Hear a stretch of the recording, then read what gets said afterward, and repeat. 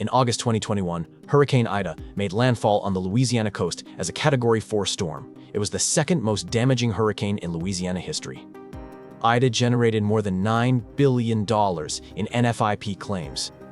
At the time Ida hit, the National Flood Insurance Program was already $20.5 billion in debt, money borrowed from the US Treasury to pay claims from Katrina in 2005, Sandy in 2012, Harvey in 2017, Florence in 2018, and every named storm in between. Ida did not break the NFIP. The NFIP was already broken. Ida was just the next invoice. The National Flood Insurance Program was created by Congress in 1968. The reason it exists is the reason it has always existed.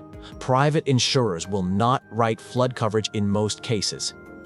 Flood risk is highly correlated geographically. Storms hit regions, not individual properties, making it impossible to pool risk across a diverse portfolio the way fire or liability risk can be pooled. Private reinsurance for flood events is expensive and limited. The private market for flood insurance is thin, expensive, and concentrated in low-risk properties.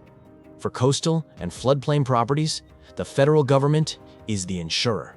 The NFIP is mandatory in a specific way. If you have a federally backed mortgage on a property in a special flood hazard area, a 100-year floodplain, federal law requires you to carry flood insurance. The NFIP is the dominant provider. Lenders enforce the requirement. For the 5.5 million properties in the NFIP book, coverage is real and often the only option. The program caps coverage at $250,000 for the structure and $100,000 for contents. Properties worth more than that, including most homes on barrier islands and Gulf Coast waterfront, have long been underinsured relative to replacement cost. For decades, NFIP premiums were set using a rate methodology that subsidized older properties. Pre-firm buildings, structures built before the community's first flood insurance rate map was issued, paid discounted premiums that did not reflect actual risk. The rationale was grandfathering. People who built before the maps existed should not face sudden large premium increases. The practical effect was that wealthy beachfront property owners paid flood premiums priced as if their properties were in low-risk zones. The subsidy was enormous and geographically concentrated on high-value coastal property. In October 2021, FEMA implemented Risk Rating 2.0, a complete overhaul of the NFIP pricing methodology. The new system uses property-specific data, distance to water, elevation, first floor height, foundation type, and proximity to multiple flood sources. The result was premium changes that varied dramatically by property. For some low-value inland properties with low actual flood risk, premiums fell. For high-value waterfront properties in high-risk zones, premiums increased by 300 to 500% over the phase-in period.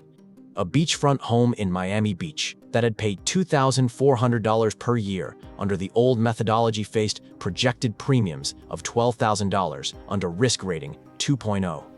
Congressional delegations from Florida, Louisiana, and Texas immediately pushed back on Risk Rating 2.0. The Senate passed an amendment capping annual NFIP premium increases at 18% per year, meaning the full premium adjustment is phased in over multiple years rather than assessed at once.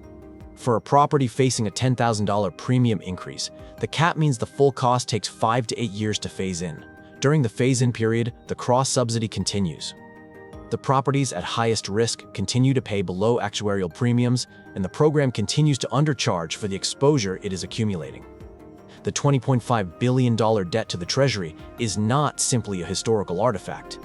Congress has repeatedly forgiven portions of the NFIP debt. In 2017, it forgave $16 billion in NFIP obligations, and the program continues to borrow after each major event. The practical meaning of the debt is this: the NFIP does not have the financial reserves to pay claims from a major catastrophe without additional congressional authorization and Treasury borrowing.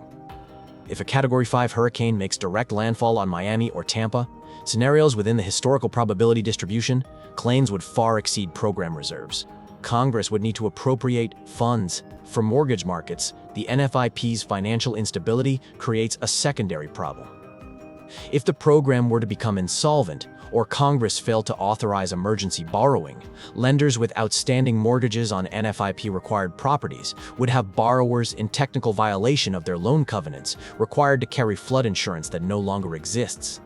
The scenario is unlikely in the short term, but has been flagged by the Congressional Budget Office and the GAO as a systemic risk to housing finance in coastal markets.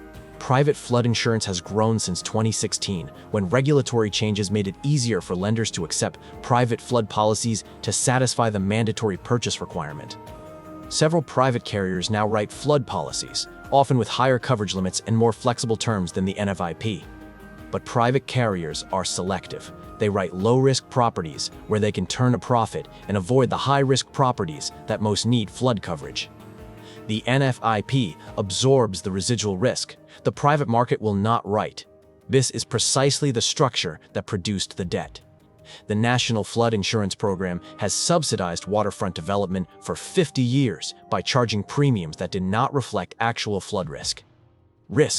Rating 2.0 began correcting that, and Congress moved immediately to slow the correction. The $20.5 billion debt is the accumulated bill from decades of underpricing. The next Category 5 will add to it. The people in floodplain properties who could not afford the premium increase were not the ones who benefited from the subsidy the most. They were renters and lower-income homeowners in flood-prone areas who did not choose to live on a barrier island. The ones who did choose to build on the coast paid artificially low premiums for decades and are now resisting the actuarially correct price. The debt belongs to everyone.